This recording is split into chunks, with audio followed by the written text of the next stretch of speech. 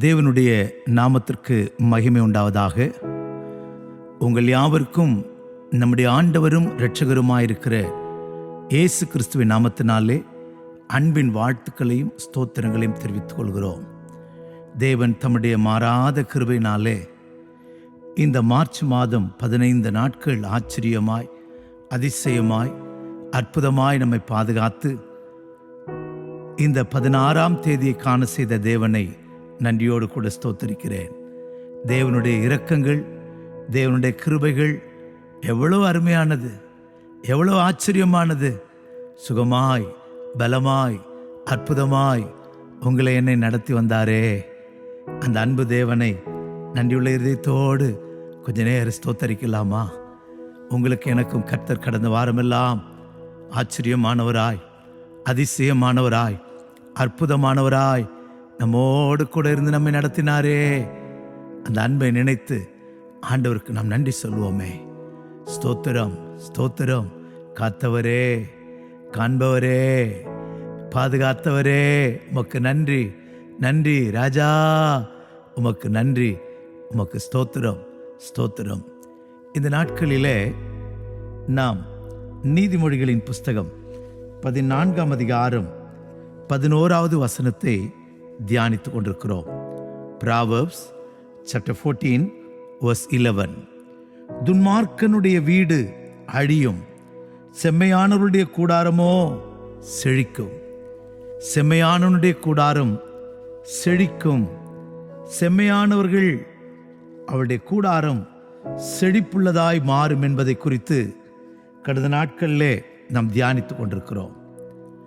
செம்மையானவர்கள் தேவ சமூகத்தில் வாசம் பண்ணுவார்கள். செம்மையானவர்கள் தேவனை துதிப்பார்கள். கர்த்தருக்கு ஸ்தோத்திரம். இந்த வாரம் செம்மையானவர்களுடைய இன்னொரு சுபாவத்தை நாம் தியானிக்க போகிறோம். ஆம் பிரியமானவர்களே, நம்மை கர்த்தர் செழிப்புள்ளவர்களாய் மாற்ற அவர் ஆசிக்கிறார். செழிப்பின் அனுபவத்தை கடுக்க அவர் விரும்புகிறார். நீங்களும் நானும் செம்மையான மனுஷராய், அப்ரைட் பீப்புள், உத்தம மனுஷராய் இருப்போமானால் குறைவில்லாமல் உங்களை என்னை கர்த்தர் ஜெயமாய் நடத்துவார். கர்த்தர் நல்லவர், கர்த்தர் நல்லவர். கர்த்தர் ஸ்தோத்திரம். தேவ சமூகத்தை வாசம் பண்ணுகிற ஜீவியத்தை விரும்புவோம். தேவனை துதிக்கிற அனுபவத்தை விரும்புவோம். மூன்றாவது, இன்றைக்கு ஒரு காரியத்தை தியானிக்க போகிறோம். Psalm 64 verse 10. 64ஆம் சங்கீதம் 10ஆம் வசனத்திலே, நீதிமான்கள் கர்த்தருக்குள் மகிழ்ந்து அவரை நம்புவான், செம்மையான இருதயம் உள்ளவர்கள் யாவரும் மேன்மை பாராட்டுவார்கள். நீதிமான் கர்த்தருக்குள் மகிழ்ந்து அவரை நம்புவான், செம்மையான இருதயம் உள்ளவர்கள் யாவரும் மேன்மை பாராட்டுவார்கள். கர்த்தருடைய நாமத்திற்கு மகிமை உண்டாகட்டும். செம்மையான இருதயம் உள்ளவர்கள் மேன்மை பாராட்டுவாங்களா? கர்த்தருக்கு ஸ்தோத்திரம். உங்களுக்கும் எனக்கும் மேன்மை பாராட்டுதல் மாம்சமாயிருக்கிற பூமியில் பிறந்த எல்லாருக்கும் சில மேன்மை பாராட்டுதல் இருக்கும். ஆனால் வேதம் நமக்கு எதை குறித்து மேன்மை பாராட்டணும், எதை குறித்து மேன்மை பாராட்டக்கூடாது என்பதை குறித்து தெளிவாய் சொல்லுகிறது. 1 கொரிந்தியர் 9ஆம் அதிகாரத்திலே நாம் படிக்கும்போது அப்போஸ்தலனாகிய பவுல் 16வது வசனத்திலே, 1 கொரிந்தியர் chapter 9 verse 16, சுவிசேஷத்தை நான் பிரசங்கித்து வந்தும் மேன்மை பாராட்ட எனக்கு இடமில்லை, அது என்மேல் விழுந்த கடமையாயிருக்கிறது. சுவிசேஷத்தை நான் பிரசங்கியாதிருந்தால் எனக்கு ஐயோ என்று சொல்லுகிறார். கர்த்தருடைய நாமத்திற்கு மகிமை உண்டாகட்டும். என்னுடைய மேன்மை பாராட்டுதல், இன்னொரு இடத்துல அவர் சொல்லும்போது, அது அபத்தமாய் போய்விடக்கூடாது. என்னுடைய மேன்மை பாராட்டுதல் அபத்தமாய் போய்விடக்கூடாது. கர்த்தருடைய நாமத்திற்கு மகிமை உண்டாகட்டும். ஆம் பிரியமானவர்களே, நம்முடைய மேன்மை பாராட்டுதல் 1 கொரிந்தியர் 9:15, 1 கொரிந்தியன் 9:15. அப்படி இருந்தும் நான் இவைகளில் ஒன்றையும் அனுபவிக்கவில்லை. இப்படி எனக்கு நஷ்டம் நடக்க வேண்டும் என்று இவைகளை நான் எழுதுகிறதும் இல்லை. என் மேன்மை பாராட்டலை ஒரு அபத்தமாக்குறதை பார்க்கிலும் சாகிறது நல்லது. கர்த்தருடைய நாமத்திற்கு மகிமை உண்டாகட்டும். பவுல் அப்போஸ்தலனுக்கு மேன்மை பாராட்டுவதற்கு எத்தனையோ அனுபவங்கள் இருந்தாலும் அதில் அவர் விரும்பல. கர்த்தருக்கு ஸ்தோத்திரம். எதை குறித்து அவர் மேன்மை பாராட்டுகிறார், எதை குறித்து மேன்மை பாராட்டக்கூடாது என்று நமக்கு வேதம் சொல்லுகிறதோ அதை நாம் கடைபிடிப்போம். நீதிமான்கள், செம்மையான இருதயம் உள்ளவர்கள் மேன்மை பாராட்டுவார்களாம். கர்த்தருக்குள் மேன்மை பாராட்டுவார்கள். அப்படியானால் இன்றைக்கு நான் எதை குறித்து நம்ம மேன்மை பாராட்டக்கூடாது என்பதை குறித்து சில குறிப்புகளை உங்களோடு கூட பேச விரும்புகிறேன். சமயம் வாய்க்குமானால் நாம் மேன்மை பாராட்ட வேண்டிய சில காரியங்களை குறித்து உங்களோடு சொல்ல விரும்புகிறேன். கர்த்தருடைய நாமத்திற்கு மகிமை உண்டாகட்டும். முதலாவதாக 20ஆம் சங்கீதம் Psalms 20:7 அங்கே படிக்கும்போது ஒரு கூட்டத்தார் அவர்கள் மேன்மை பாராட்டுகிற ஒரு காரியத்தை குறித்து சங்கீதக்காரன் இங்கே எழுதுகிறான். சிலர் ரதங்களை குறித்தும் சிலர் குதிரைகளை குறித்தும் மேன்மை பாராட்டுகிறார்கள். கர்த்தருக்கு ஸ்தோத்திரம். ரதங்களை குறித்தும் குதிரைகளை குறித்தும் மேன்மை பாராட்டுகிறார்களாம். நாங்களோ என்று தங்களை குறித்து சொல்லும்போது தேவனாகிய கர்த்தருடைய நாமத்தை குறித்தே மேன்மை பாராட்டுவோம். இங்கே ஒரு கூட்டத்தார் ரதத்தை குறித்தும் குதிரை குறித்தும் மேன்மை பாராட்டுறாங்க. சங்கீதக்காரனோ நாங்களோ என்று சொல்லுகிறார். இன்றைக்கு உன்னுடைய மேன்மை பாராட்டுதல் எதை குறித்து இருக்கிறது? அப்படியானால் உனக்கு இருக்கிற ரதத்தை குறித்து, உனக்கு இருக்கிற குதிரையை குறித்து மேன்மை பாராட்டக்கூடாது. நான் இந்த ரதம் அன்றைக்கு பிரயாணம் பண்ணேன். கர்த்தருக்கு ஸ்தோத்திர. யாத்திரை செய்ய அந்த நாட்களிலே ரதத்தை பயன்படுத்தினார்கள். குதிரை, கழுதை இவைகளை குறித்து பயன்படுத்தினார்கள். இதை நான் எழுத்தின்படியே நான் பேச விரும்புகிறேன், ஆவிக்குரிய பிரகாரமா இல்லை. உங்களுக்கு இருக்கிற ஆசீர்வாதங்களை குறித்து, எனக்கு இந்த கார் இருக்கு, நான் அந்த கார்ல இருக்கிறேன், இந்த கார்ல பிரயாணம் பண்றேன். சில நேரங்களில் நம்ம ஊழியங்களுக்கு போனா, பாஸ்டர் இந்த கார்லயே வந்தீங்க அப்படின்னு கேட்பாங்க. என்கிட்ட இருக்கிறதுல தானே நான் வர முடியும். அப்படியானால் இந்த கார்லயா வந்தீங்க, இது ஒரு காரா அப்படிங்கிற மாதிரி நினைக்கிறாங்க. அவங்களுக்கு இருக்கிற பெரிய கார்களை குறித்து, வாகனங்களை குறித்து பெரிய மேன்மை பாராட்டுதல். இந்த ரோல்ஸ் ராய் என்னுடையதுதான், ஆடி என்னுடையதுதான். தாழ்மையாய் சொல்லுகிறேன், ரதத்தை குறித்தோ குதிரையை குறித்தோ உங்களுக்கு இருக்கிற பலனை குறித்தோ தாழ்மையாய் சொல்லுகிறேன், மேன்மை பாராட்ட வேண்டாம். இவைகளை தந்த கர்த்தரை குறித்து மேன்மை பாராட்டுவோம். இவைகளை தந்த கர்த்தரை குறித்து மேன்மை பாராட்டுவோம். கர்த்தருடைய நாமத்திற்கு மகிமை உண்டாகட்டும். எனக்கு அருமையானவர்களே, உன்னுடைய மேன்மை பாராட்டுதல் எப்படி இருக்கிறது? ரதத்தை குறித்தும் குதிரை குறித்தும் சிலர் மேன்மை பாராட்டுகிறார்களே, அந்த கூட்டத்தில் இருக்கிறாயா? இல்லாவிட்டால் நீதி செம்மையான இருதயம் உள்ளவர்களுடைய கூட்டத்தில் இருக்கிறாயா? செம்மையான இருதயம் உள்ளவர்கள் தங்களுக்கு இருக்கிற ஒன்றை குறித்து மேன்மை பாராட்ட மாட்டாங்க. எல்லாவற்றிலேயும் கர்த்தரையே மேன்மை பாராட்டுவாங்க. கர்த்தர் எனக்கு தந்தார், கர்த்தர் எனக்கு இரக்கம் செய்தார், கர்த்தர் எனக்கு வாய்க்க பண்ணினார், கர்த்தர் கிருபையா எனக்கு ஒரு வீட்டை தந்தார், கர்த்தர் கிருபையா எனக்கு ஒரு வேலையை தந்தார். தெய்வத்தை குறித்தே மேன்மை பாராட்டுவாங்க. உங்க மேன்மை பாராட்டுதல் எப்படிப்பட்டதா இருக்கிறது? உங்க மேன்மை பாராட்டுதல் எதை குறித்ததா இருக்கிறது? நாம் கண்டுபிடிப்போமா? நம்ம கண்டுபிடிப்போமா? கர்த்தருடைய நாமத்திற்கு மகிமை உண்டாகட்டும். இரண்டாவதாக 1 கொரிந்தியர் 3ஆம் அதிகாரம் 21ஆம் வசனத்திலே, 1 Corinthians chapter 3 verse 21 அங்கே படிக்கும்போது மனுஷரை குறித்து மேன்மை பாராட்டக்கூடாதாம். கர்த்தருடைய நாமத்திற்கு மகிமை உண்டாகட்டும். இப்படி இருக்க ஒருவனும் மனுஷரை குறித்து மேன்மை பாராட்டாதிருப்பானாக, எல்லாம் உங்களுடையதே. மனுஷனை குறித்து மேன்மை பாராட்டக்கூடாதாம். கர்த்தருடைய நாமத்திற்கு மகிமை உண்டாகட்டும். நம்ம ஜீவியத்தில் எந்த மனுஷனை குறித்தும் மேன்மை பாராட்டக்கூடாது. அதே 1 கொரிந்தியர் 1:30 அத்தபடி நீங்கள் அவராலே கிறிஸ்துக்கு உட்பட்டவர்களாயிருக்கிறீர்கள் எழுதியிருக்கிறபடி மேன்மை பாராட்டுகிறவன் கர்த்தரை குறித்தே மேன்மை பாராட்ட கடவன். மனுஷரை குறித்து மேன்மை பாராட்டுறாங்க. கர்த்தருடைய நாமத்திற்கு மகிமை உண்டாகட்டும். மனுஷ ஞானத்தை குறித்து மேன்மை பாராட்டுறாங்க. 1 கொரிந்தியர் 3 படிச்சு பார்த்தீங்கன்னா, நான் பவுலை சேர்ந்தவன், நான் அப்போல்லோவை சேர்ந்தவன். நான் ஒருவன் சொல்லுகிறான் நான் பவுலை சேர்ந்தவன், இன்னொருவன் சொல்லுகிறான் நான் அப்போல்லோவை சேர்ந்தவன். கர்த்தருக்கு ஸ்தோத்திரம். இவர்கள் மாம்சத்தின்படி இருக்கிறார்களா? கர்த்தருக்கு ஸ்தோத்திரம். இன்றைக்கு அநேகருக்குள்ள கிறிஸ்துவுக்குள் இருக்கிற அந்த அனுபவத்தை விட்டுட்டு, எங்க சபை, எங்க பாஸ்டர், நான் இந்த பெரிய சபையில் இருக்கிறேன், எங்க இந்த பாஸ்டருடைய உபதேசத்தில் இருக்கிறேன். மாம்சத்தின்படி கொரிந்து சபையில் நடந்த அதே காரியம் இங்கே நடக்கிறது. பிரியமானவர்களே, அவனவனுடைய வேலைப்பாடு வெளியாகும். நாளானது அதை விளங்க பண்ணும். அக்கினினாலே வெளிப்படுத்தப்படும். அவனுடைய வேலைப்பாடு எத்தன்மை உள்ளது அக்கினி பரிசோதிக்குமா. எவ்வளவு பயமா இருக்கு இல்லையா? எங்க ஊழியம் தான் பெரிய ஊழியம், உங்க ஊழியம் தான் சின்ன ஊழியம், எங்க பாஸ்டர் பெரியவர். கர்த்தருக்கு ஸ்தோத்திரம்.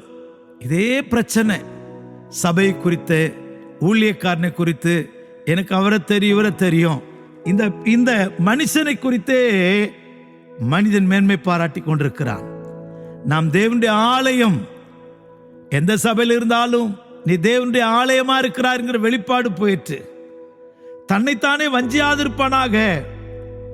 உங்களில் ஒருவன் தன்னை ஞானி என்று எண்ணினால் அவன் ஞானியாகும்படி பைத்தியக்காரனாய் இருக்க கடவன். இவ்வுலகத்தின் ஞானம் தேவனுக்கு முன்பாக பைத்தியமாயிருக்கிறது. அப்படியே ஞானிகளை அவர் தந்திரத்தால் பிடிங்கள் என்று சொல்லிட்டு, ஞானிகளுடைய சிந்தனைகள் வீணாயிருக்கிறது என்றும் கர்த்தர் அறிந்திருக்கிறார் என்று எழுதியிருக்கிறதா? அவர் ஞானவான். அந்த மனுஷனை குறித்து, இந்த மனுஷனை குறித்து. சிலருக்கு டாக்டர், அந்த டாக்டர் எங்க ஃபேமிலி டாக்டர், இவர் எனக்கு ரொம்ப வேண்டியவர். இந்த உலகத்தில் எந்த மனுஷனை குறித்தும் மேன்மை பாராட்டாதீங்க. எனக்கு அவரோட பழக்கம், எனக்கு இவரோட பழக்கம், எனக்கு அவரை தெரியும், அவர் நல்ல மனுஷன். கர்த்தருக்கு ஸ்தோத்திரம். எல்லா மனுஷனும் மண்ணானவனே, அவன் தெய்வத்துக்கு ஒப்பானவன் அல்ல. எல்லா மனுஷர்தான், எல்லா மனுஷர்தான். மனுஷன் மனுஷன்தான், தெய்வம் தெய்வம்தான். நீங்களும் நானும் எந்த மனுஷனை குறித்தும் மேன்மை பாராட்ட வேண்டாம். Let no man glory in man, for all them wants you. கர்த்தருக்கு ஸ்தோத்திரம். Let no man glory in man. ஒரு மனுஷனை குறித்தும் புகழ்ச்சியாய் மேன்மை பாராட்டல் வேண்டாம். மூன்றாவதாக 2 Corinthians chapter 11 verse 18. 2 கொரிந்தியர் 11 18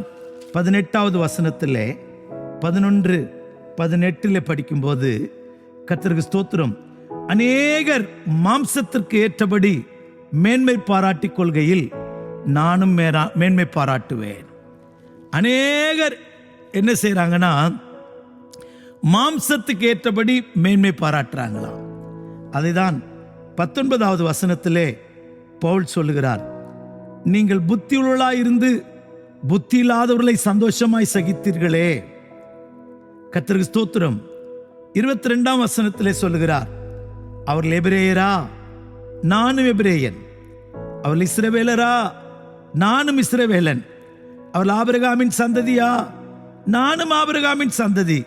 அவள் கிறிஸ்துவின் ஊழியக்காரரா, நான் அதிகம் புத்தீனமாய் பேசுகிறேன். நான் அதிகமாய் பிரயாசப்பட்டவன், அதிகமாய் அடிப்பட்டவன், அதிகமாய் காவலில் வைக்கப்பட்டவன், அநேக தர மரண அவதியில் அகப்பட்டவன். இப்படி தன்னுடைய மேன்மைகளை எல்லாம் சொல்றார். கர்த்தருக்கு ஸ்தோத்திரம். எல்லாவற்றையும் சொல்லிட்டு, ஒருவன் பலவீனனானால் நானும் பலவீனாகிறதில்லையோ, ஒரு இடறினால் என் மனம் எரியாமல் இருக்குமோ. 30 ஒருவன் பலவீனனா, ஒருவன் மேன்மை பாராட்ட வேண்டுமானால் என் பலவீனத்தை குறித்தே அல்லாமல் வேறொன்றை குறித்து நான் மேன்மை பாராட்டுவதில்லை. பலவீனத்தை குறித்து தான் மேன்மை பாராட்டுகிறேன். சிலர் சொல்றாங்க தங்களுடைய ஜாதி, தங்களுடைய படிப்பு, தங்களுடைய மேன்மை, தங்களுக்கு இருக்கிற உத்தியோகம். கர்த்தருக்கு ஸ்தோத்திரம். எபிரேயன் என்பது அவனுக்கு இருக்கிற பெரிய மேன்மை.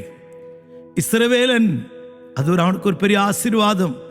கர்த்தருக்கு ஸ்தோத்திரம். கமாலியேல் பாதத்தில் படித்தவன், அது அவனுக்கு இருக்கிற பெரிய மேன்மை. இதெல்லாம் மேன்மை பாராட்டலையா? என் பலவீனத்தை குறித்தே மேன்மை பாராட்டுறேன். இன்றைக்கு எதை குறித்து மேன்மை பாராட்டுகிறோம்?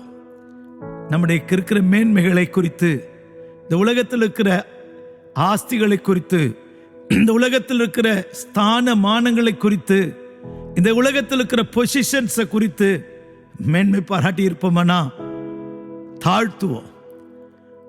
செம்மையான இருதயம் உள்ளவர்கள் யாவரும் மேன்மை பாராட்டுவார்களா? மேன்மை பாராட்டுவார்களா? நான் செம்மையான இருதயம் உள்ளவனானால் ரதத்தை குறித்து மேன்மை பாராட்ட மாட்டேன், குதிரை குறித்து மேன்மை பாராட்ட மாட்டேன், எந்த மனுஷனை குறித்து மேன்மை பாராட்ட மாட்டேன். மாம்சத்தின்படி என் ஜாதி பெருமை, என் படிப்பின் பெருமை, என் குல பெருமை, என் பெற்றோர்கள் எங்களுக்கு சேர்த்து வைத்த நன்மைகளை குறித்து எதையுமே நான் பேச மாட்டேயா. கர்த்தருக்கு ஸ்தோத்திரம். நான் மேன்மையாய் சொல்வதெல்லாம் என் பலவீனத்தை குறித்து மட்டும்தான் நான் சொல்லுவேன். நாலாவதாக இன்னொரு காரியத்தை தியானிக்கலாம். புக் ஆஃப் ஜேம்ஸ், யாக்கோபின் புஸ்தகம் 4ஆம் அதிகாரம் 16வது வசனத்திலே, ஜேம்ஸ் சாப்டர் 14 verse 16, இப்பொழுது உங்கள் வீம்புகளில் மேன்மை பாராட்டாதிருங்கள். இப்படிப்பட்ட மேன்மை பாராட்டல் யாவும் பொல்லாங்காயிருக்கிறது. சிலர் வீம்புல போய் வீம்புகளிலே மேன்மை பாராட்டுறாங்களாம். என்ன வீம்புன்னா, கர்த்தருக்கு ஸ்தோத்திரம் 13ஆம் வசனத்திலே தொடர்ந்து படிக்கும்போது, நாங்கள் இன்றைக்கு அல்லது நாளைக்கு இன்ன பட்டணத்திற்கு போய் அங்கே ஒரு வருஷம் தங்கி வியாபாரம் செய்து சம்பாத்தியம் பண்ணுவோம் என்கிறார்களே. நாட்களை குறித்து, நான் அந்த ஊருக்கு போவேன், இந்த நாட்டில் போவேன், அங்க போவேன். நாளைக்கு நடப்பது உங்களுக்கு தெரியாதே. உங்கள் ஜீவன் எப்படிப்பட்டது? கொஞ்ச காலம் தோன்றி பின்பு தோன்றாமல் போய் இருக்கிற புகையை போல் இருக்கிறதே. ஆகையால் ஆண்டவருக்கு சித்தமானால் நாங்கள் உயிரோடு இருந்தால் இன்னதை செய்வோம் என்று சொல்லி, பேச்சில வீம்பான பேச்சு. 2025 முடியட்டு, 26ல பார் நான் எப்படி இருக்கிறேன், 27ல பார், 30ல பார் நான் எப்படி இருப்பேன். இதெல்லாம் வீம்பான பேச்சுகள். நான் அப்படி, என் பிள்ளை அப்படி ஆயிடுவான், என் மகன் இப்படி ஆயிடுவான், என் பிள்ளை இப்படி போயிடுவான். மேன்மை பாராட்டுகிறார்கள். அதனாலதான் ஒரே வார்த்தையில் யாக்கோபு அப்போஸ்தலன் சொல்லிட்டார், உங்கள் வீம்புகளில் மேன்மை பாராட்டாதிருங்கள். அப்போ வீம்பில்லாத பேச்சு என்னன்னா, கர்த்தருக்கு சித்தமானால், ஆண்டவருக்கு சித்தமானால் இப்படி செய்வோம், நாங்கள் உயிரோடு இருந்தால் இன்னதை செய்வோம். எல்லாவற்றிலையுமே கர்த்தரை முன்னிட்டு பேசணுமா? ஆண்டவருக்கு சித்தமானால் இதை செய்கிறோம், கர்த்தருக்கு சித்தமானால் இப்படி இருப்போம். ஓ ஹல்லேலூயா. கொஞ்சம் நம்ம அப்படியே சிந்தித்து பார்ப்போமே, நாம் எதை குறித்தெல்லாம் மேன்மை பாராட்டிட்டு இருக்கிறோம்? செம்மையானவர்கள் மேன்மை பாராட்டுவார்கள். செம்மையானவர்கள் கர்த்தரை மேன்மை பாராட்டுவார்கள். செம்மையானவர்கள் கர்த்தருக்குள்ளே களி கூறுவார்கள். உங்களுடைய மேன்மை பாராட்டுதல், என்னுடைய மேன்மை பாராட்டுதல் எப்படி இருக்கிறது? உங்களுடைய மேன்மை பாராட்டுதலும் என்னுடைய மேன்மை பாராட்டுதலும் அபத்தமாய் போயிடக்கூடாது, அபத்தமாய் போயிடக்கூடாது. ரதத்தை குறித்து வேண்டாம், குதிரை குறித்து வேண்டாம், மனுஷரை குறித்து வேண்டாம், மாம்சத்தில் இருக்கிற நன்மைகளை குறித்து வேண்டாம். வீம்புகளிலே நான் அதை செய்வேன், நாளைக்கு இதை செஞ்சிருவேன், நான் இப்படி செஞ்சிருவேன், நான் இதை கட்டிடுவேன், நான் இதை பிடுங்கிடுவேன், பார்வனை போலெல்லாம் வேண்டாம். கர்த்தருக்கு சித்தமானால், நாங்களும் உயிரோடு இருந்தால் தேவனை முன்னிட்டு, கிருபையை முன்னிட்டு, இரக்கத்தை முன்னிட்டு தாழ்மையுள்ள பேச்சா இருக்கட்டும். இன்னொன்றை கூட சொல்ல விரும்புகிறேன். Jeremiah, book of Jeremiah chapter 9 verse 23. Book of Jeremiah, எரேமியா 9:23. ஞானி தன் ஞானத்தை குறித்து மேன்மை பாராட்ட வேண்டாம், பராக்கிரமன் தன் பராக்கிரமை குறித்து மேன்மை பாராட்ட வேண்டாம், ஐஸ்வர்யவான் தன் ஐஸ்வர்யத்தை குறித்து மேன்மை பாராட்ட வேண்டாம். இவ்வளவு அழகாய் சொல்லியிருக்கு இல்லையா? ஞானி, நான் அறிவாளி, நான் புத்திசாலி, ஞானத்தை குறித்து மேன்மை பாராட்டாதே. பராக்கிரமசாலி, I am a mighty one, எனக்கு பலன் இருக்கு, நான் அதை செய்வேன், என் மாம்ச பலத்தை குறித்து மேன்மை பாராட்டாதே. என் மகிமைக்கென்று, என் வல்லமையின் பராக்கிரமத்திற்கென்று நான் கட்டின மகாபாபிலோன் என்று சொன்னானே, பலத்தினால் அல்ல, பராக்கிரமத்தினாலும் அல்ல, ஆவினாலேயே ஆகும். நீ பராக்கிரமத்தை குறித்து நான் வார் இடிப்பேன், கவிழ்ப்பேன், நாட்டுவேன் அப்படிலாம் சொல்லாதீங்க ஐயா. அதோடு மாத்திரமல்ல, ஐஸ்வர்யவான் தன் ஐஸ்வர்யத்தை குறித்து மேன்மை பாராட்டக்கூடாதா? கர்த்தருக்கு ஸ்தோத்திரம். நீங்களும் நானும் நமக்கு இருக்கிற ஐஸ்வர்யத்தை குறித்து மேன்மை பாராட்டுறோமா? நமக்கு இருக்கிற பராக்கிரமத்தை குறித்து மேன்மை பாராட்டுறோமா? நமக்கு இருக்கிற நன்மைகளை குறித்து மேன்மை பாராட்டுறோமா? நமக்கு இருக்கிற மனுஷிக தயவை குறித்து மேன்மை பாராட்டுறோமா? எனக்கு அவரை தெரியும், இவரை தெரியும், சபையில நான் பவுலை சேர்ந்தவன், அப்போலோவை சேர்ந்தவன் என்கிற அந்த பிளவின் ஆவி இருக்கிறதா? பிரிவினையின் ஆவி இருக்கிறதா? இன்றைக்கு நாம் மனஸ்தாபப்படுவோம். அதற்கு மாறாக 2 கொரிந்தியர் 10:17, 1 கொரிந்தியர் 1:30 பவுல் சொல்லும்போது கர்த்தரை குறித்தே மேன்மை பாராட்டுவோம். ஏதாயில எனக்கு உண்டாயிருக்குதுன்னு சொன்னா கர்த்தர் தான், கர்த்தர் தான். கலாத்தியர் 6:14 பவுல் சொல்லுகிறார், சிலுவை குறித்தே அல்லாமல் வேறொன்றையும் குறித்து நான் மேன்மை பாராட்டுகிறது இல்லை. எரேமியா 9:24 கிருபையையும் நியாயத்தையும் இரக்கத்தையும் செய்கிற கர்த்தரை குறித்தே மேன்மை பாராட்டு. கர்த்தருக்கு ஸ்தோத்திரம். 2 கொரிந்தியர் 1 2 கொரிந்தியர் 12 1-5 வரைக்கும் படிக்கும்போது, எனக்கு மேன்மை பாராட்டினா மேன்மை பாராட்ட முடியும். அவன் பெற்ற பரலோக தரிசனத்தை குறித்து மேன்மை பாராட்டுகிறான். எல்லாவற்றுக்கும் மேலாய் யாக்கோபு 1 9-10 படிக்கும்போது, தாழ்த்தப்பட்டவன், தாழ்ந்த சகோதரன் தன்னை கர்த்தர் உயர்த்தினதை குறித்து மேன்மை பாராட்டணுமா? உயர்ந்த சகோதரன் கர்த்தர் தன்னை தாழ்த்தினதை குறித்து மேன்மை பாராட்டணுமா? உன்னை உயர்த்தினாரே, குப்பையிலிருந்து உயர்த்தினாரே, பரிசுத்தவான்களின் ஐக்கியம் தந்தாரே, உனக்கு தந்திருக்கிற எல்லா இரக்கங்களுக்காக, உனக்கு தந்திருக்கிற எல்லா மேன்மைகளுக்காக, உனக்கு தந்திருக்கிற எல்லா தயவுகளுக்காக கர்த்தருக்கு ஸ்தோத்திரம். அதை மாத்திரம் மேன்மைப்படுத்து. சிலுவை இல்லாமல் நமக்கு சிங்காசனம் இல்லை. உன்னை ரட்சித்த அந்த சிலுவை குறித்து, கிருபையை குறித்து, உனக்கு இரக்கம் செய்ததை குறித்து மேன்மை பாராட்டு. தேவன் உனக்கு பரலோக தரிசனம் தந்திருப்பாரானால், பவுல் தன்னை மறைத்து பேசுகிறார். 14 வருஷத்துக்கு முன்னே ஒருவனை அறிவேன், மாம்சத்தில் இருந்தான் ஆவியில் இருந்தானோ தெரியாது என்று தன்னை மறைத்து பேசுகிறார். அவைகளை குறித்து மேன்மை பாராட்டுவோம். கர்த்தரை குறித்து மேன்மை பாராட்டுவோம். மாம்சத்துக்கு ஏற்றபடி, மனுஷனுக்கு ஏற்றபடி, மனுஷ சக்தியை கொண்டு மேன்மை பாராட்ட வேண்டாம். ஒப்பு கொடுப்போமா? மேன்மை பாராட்டுதல் அபத்தமாக்கப்படக்கூடாது. ஜெபிப்போம். பரலோக பிதாவே, நீதிமான்கள் யாவரும் மேன்மை பாராட்டுவார்கள். பரிசுத்தவான்களை குறித்து தியானித்தோம். சிலுவை குறித்து மேன்மை பாராட்டினவர்கள், தேவன் செய்த இரக்கத்தை குறித்து மேன்மை பாராட்டினவர்கள், தேவனுடைய தயவை மேன்மை பாராட்டினவர்கள், தங்களுக்கு வெளிப்படுத்தப்பட்ட பரலோக தரிசனத்திற்காய் மேன்மை பாராட்டினவர்கள், தங்களை கர்த்தர் உயர்த்தினதை குறித்து மேன்மை பாராட்டினதை குறித்து நாங்கள் தியானித்தோம். இன்னும் ரதத்தை குறித்தோ, குதிரை குறித்தோ அல்ல, மனுஷரை குறித்து அல்ல ஆண்டவரே, எங்களுக்கு இருக்கிற மேன்மைகளை குறித்து அல்ல, கிறிஸ்துவை குறித்தே மேன்மை பாராட்ட ஆண்டவரே, நாங்கள் மேன்மை பாராட்டுகிற மனுஷராய்களை மாற்றும். மாம்சத்தின்படி நாங்கள் மேன்மை பாராட்டாதபடி, வீம்புகளிலே மேன்மை பாராட்டாதபடி, கர்த்தருக்கு ஸ்தோத்திரம், ஞானம், ஐஸ்வர்யம் இவைகளை குறித்து நாங்கள் மேன்மை பாராட்டாதபடி உம்மையே மேன்மை பாராட்ட உதவி செய்யும். எங்களை நடத்தும், எங்களை ஆசீர்வதியும். இயேசுவின் நாமத்தில் ஜெபிக்கிறோம் நல்ல பிதாவே. ஆமென், ஆமென். God bless you. Praise the Lord.